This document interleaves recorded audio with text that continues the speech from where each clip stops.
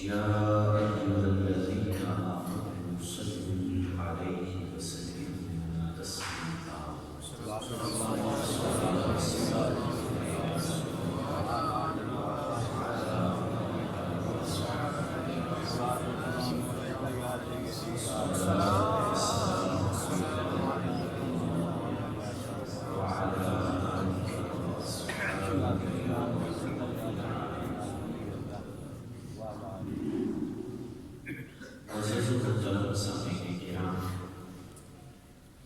آج کی ہماری گفتگو کا موضوع ہے ایک واقعہ قرآن پاک سے،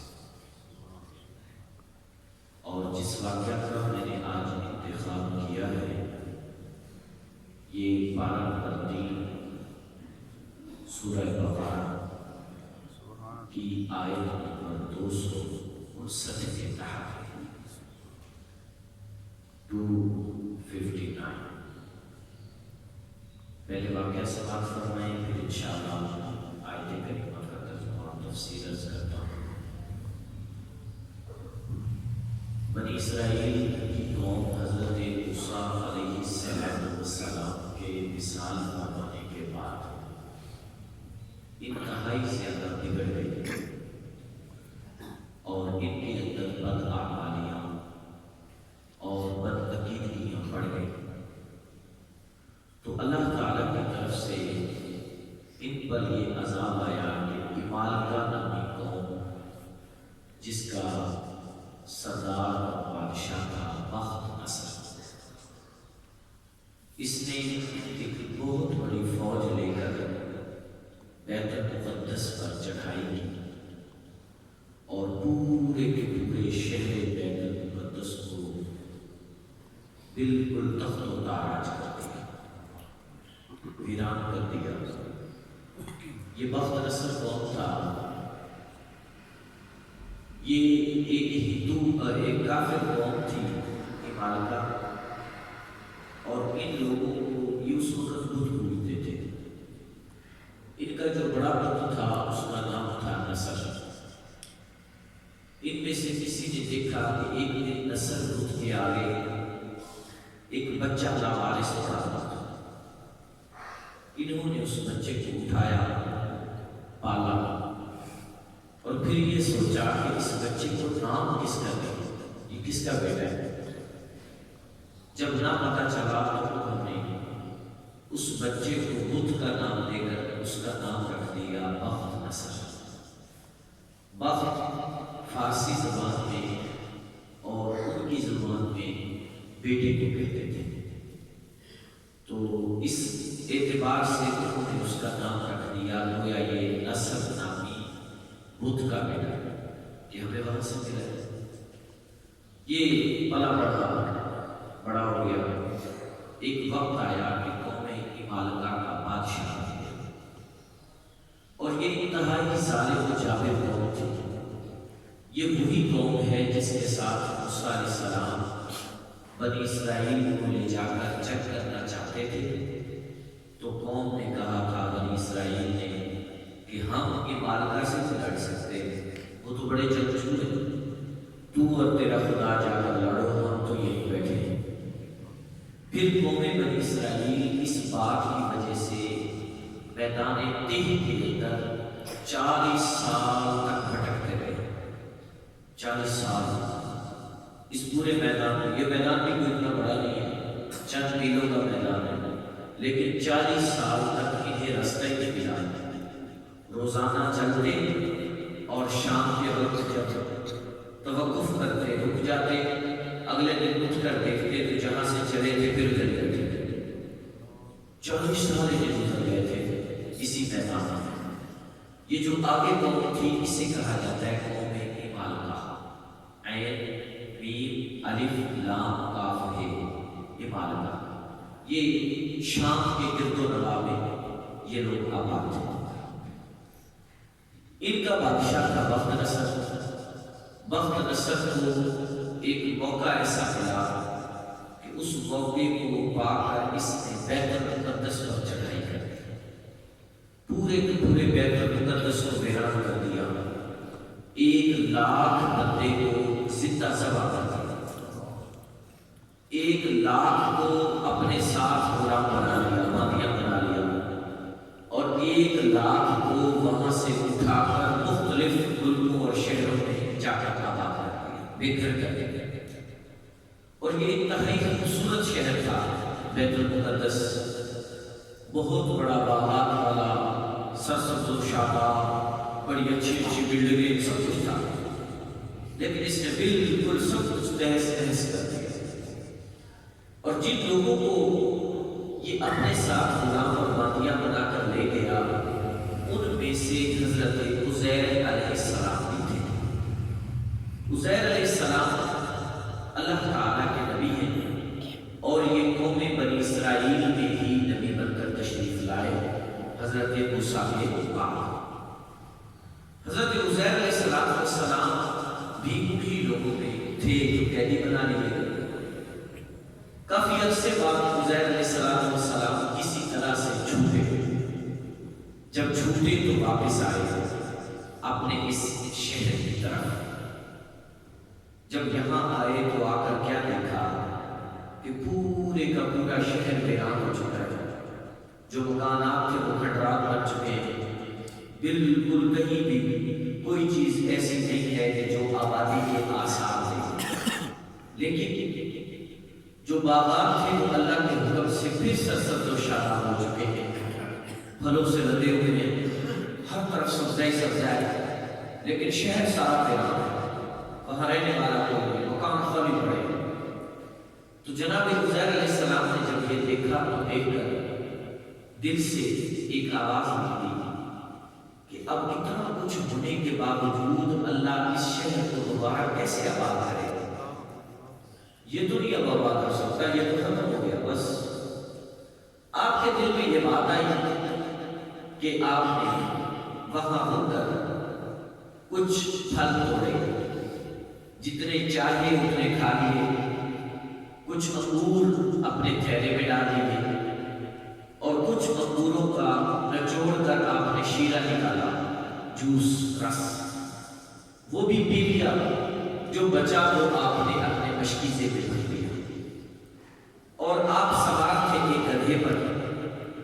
یوں آپ چلتے چلتے ایک مقام پر پہنچے کہ وہاں پر دل چاہا کہ میں تھوڑی دیر کے لیے اب آرام کر لوں، لیٹ جاؤں۔ آپ نے اپنے گدھے کو ایک درخت کے ساتھ باندھ دیا، اور جو سامان تھا وہ گدھے کے اوپر لدا ہوا تھا، اور ایک درخت کے سائے میں آرام کے لیے لیٹ گئے۔ اللہ تعالیٰ کے حکم سے آپ پر بہت تاری ہو گئی، اور آپ 100 سال تک اسی حال میں رہے۔ 100 سال گزر گیا، پوری ایک صدی گزر گئی۔ جب 100 سال گزر گیا اور آپ علیہ السلام اللہ کے حکم سے 100 سال بعد پھر سے زندہ ہوئے، بیدار ہوئے، ادھر ادھر دیکھا، پورے کے پورے شہر کے معاملات ہی بدل چکے۔ یہ تو یوں تھا کہ جیسے پہلے کبھی آباد ہی نہیں ہوگا، اب یہ پھر سے آباد ہو چکا ہے، ہر طرف چہل پہل ہے، ہر طرف رونق ہے۔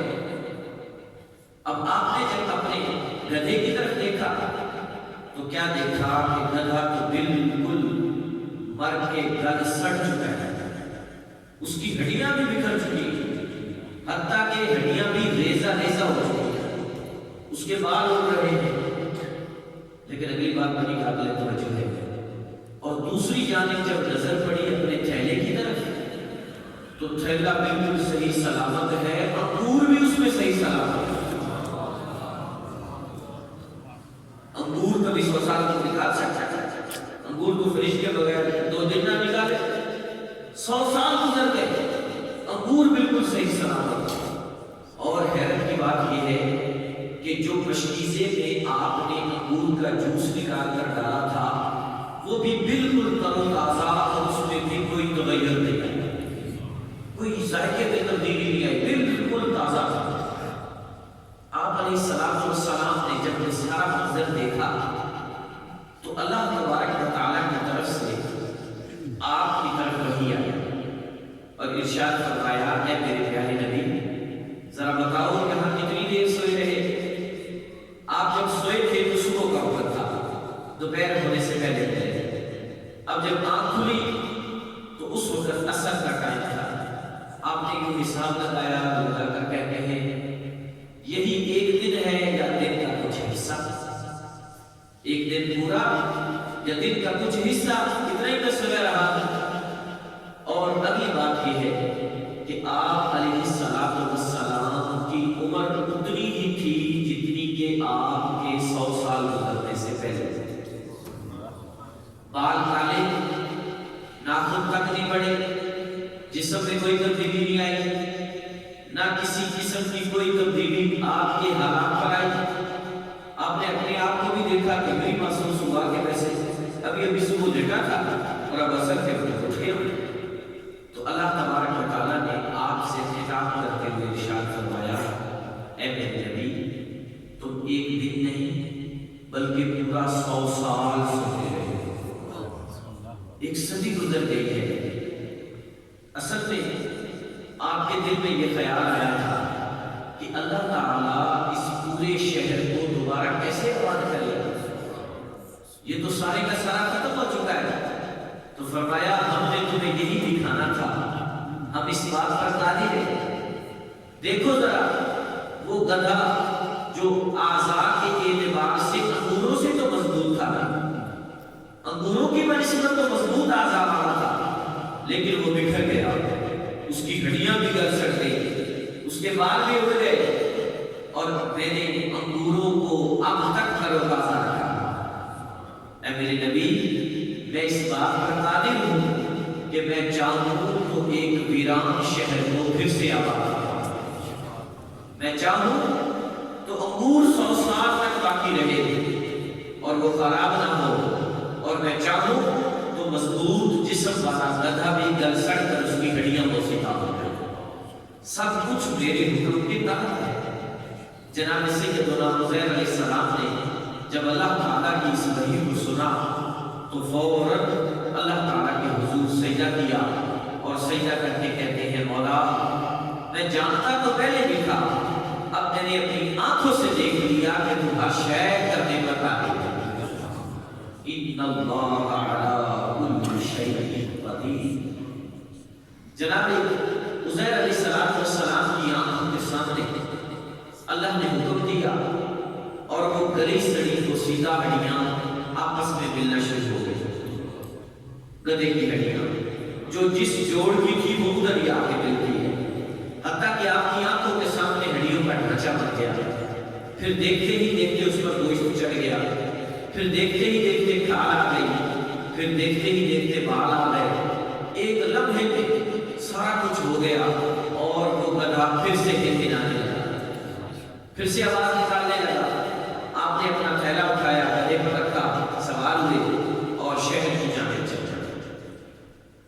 جناب عزیر علیہ السلام کو جب قید کیا گیا تھا تو آپ کو ان کے سامنے پورے کا پورا شہر کا نقشہ تھا، آپ اسی نقشے کو ذہن میں رکھ کر چلتے گئے، اس جگہ پہنچے جو آپ کا اپنا مقام تھا۔ اب وہاں پہنچے تو کیا دیکھا کہ ایک آنکھوں سے اندھی اور اعضاء کے اعتبار سے اپاہج بڑھیا بیٹھی ہے۔ آپ نے اس بڑھیا کو سلام کیا اور سلام کر کے کہا کہ کیا عزیر نبی کو جانتی ہے؟ جب اس نے یہ نام سنا تو کہنے لگی تو کون آ گیا ہے آج اتنے سالوں بعد عزیر کا نام پوچھنے والا؟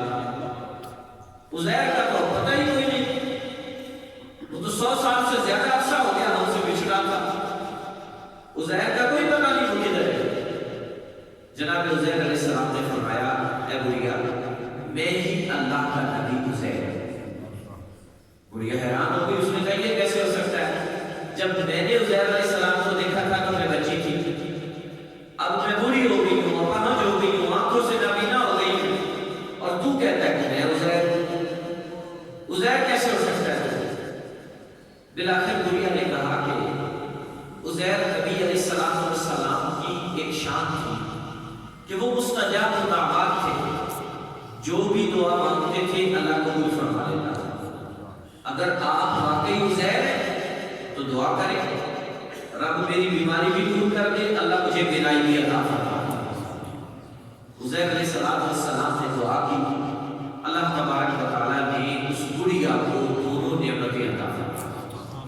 صحت بھی عطا فرما دی، آنکھوں کی بینائی بھی عطا فرما دی، وہ بڑھیا تندرست ہو گئی۔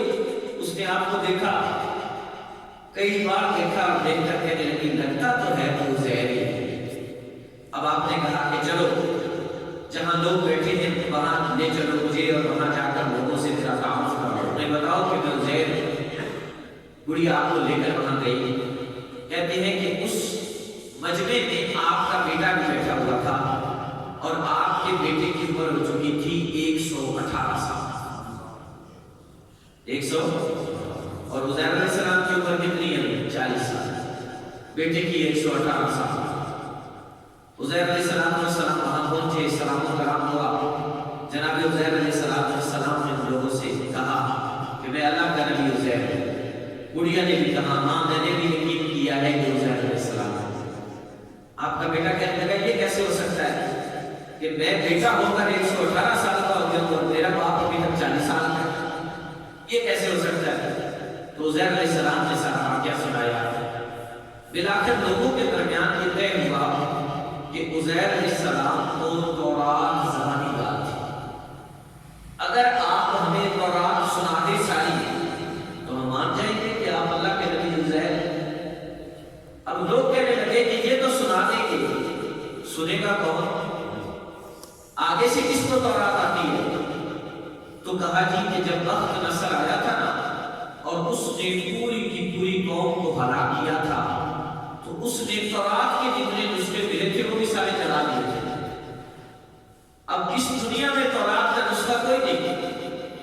انہی لوگوں میں ایک بندہ کھڑا ہوا اور اس نے کہا میں بتاتا ہوں تمہیں، میرے باپ نے مجھے بتایا تھا کہ فلاں درخت کی جڑ کے نیچے میں نے ایک چمڑے کے تھیلے میں تورات کا نسخہ چھپایا تھا، اس لیے کہ جب کبھی موقع ملے تو میں اپنے بچوں کو کہہ جاؤں گا وہ وہاں سے نکال دیں، میرے ساتھ چلو۔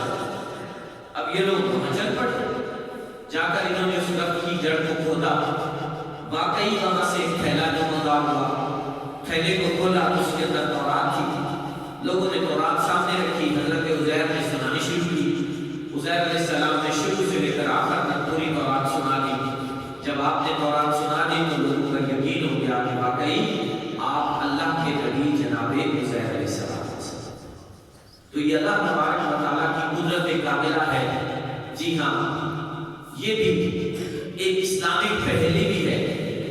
اس شخص کا نام بتائیں کہ جس کی خود کی عمر 40 سال اور بیٹے کی عمر 118 سال۔ اسلامی پہلی ہو گئی نا، بیٹے کی عمر 118 سال، خود کی عمر 40 سال۔ یہ ہے جناب سیدنا عزیر علیہ السلام۔ یہ قرآن کا ایک واقعہ ہے۔ اب آئیے اس واقعہ کی آیت اور اس کا ترجمہ سے بات کرتے ہیں۔ پارہ نمبر 3 ہے، سورہ بقرہ ہے، آیت نمبر ہے 259۔ ارشاد فرمایا او کالذی مر علی قریۃ وہی خاویہ، یا اس شخص کی طرح جو گزرا ایک بستی پر سے کہ وہ بستی ساری مسمار ہو چکی تھی، علی عروشہا، اپنی چھتوں پر، یعنی اس کی چھتیں بھی گر چکی تھی۔ قال انا یحیی ہذہ اللہ بعد موتہا، اس نے کہا اللہ تعالیٰ اس بستی کو ویران ہونے کے بعد کیسے آباد کرے، یہ تو ویران ہو چکی تھی۔ فَأَمَاتَهُ اللَّهُ مِئَةَ عَامٍ، پس اللہ نے اسے 100 سال تک موت دے دی۔ ثُمَّ بَعَثَهُ، پھر اسے زندہ کیا۔ قَالَ كَمْ لَبِثْتَ، فرمایا کتنی دیر ٹھہرے رہے، کتنی دیر سوئے رہے۔ قَالَ لَبِثْتُ يَوْمًا أَوْ بَعْدَ يَوْمٍ، تو اس اللہ کے نبی نے کہا ایک دن پورا یا دن کا کچھ حصہ۔ قال بل لبثت 100 عام، فرمایا نہیں بلکہ تو یہاں سویا رہا ہے پورا 100 سال۔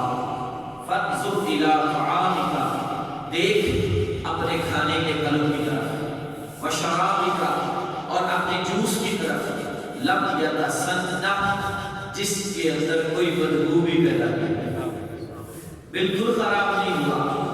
وانظر الى حمارک، اور دیکھ اپنے گدھے کی طرف، وَلِنَجْعَلَكَ آیَةً لِلنَّاسِ، ہم نے تجھے لوگوں کے لیے وانظر الى العظام، دیکھ اس گدھے کی ہڈیوں کی طرف، کیف ننشزها، ہم انہیں کیسے دوبارہ ملا دیتے ہیں، ثم نکسوها لحما، پھر ہم ان پر گوشت چڑھاتے ہیں، فلما تبین له، جب یہ معاملہ ان کے سامنے ظاہر ہو گیا، قال اعلم ان اللہ علی کل شیء قدیر، تو بولے میں خوب جانتا ہوں بے شک اللہ ہر شے پر قادر ہے۔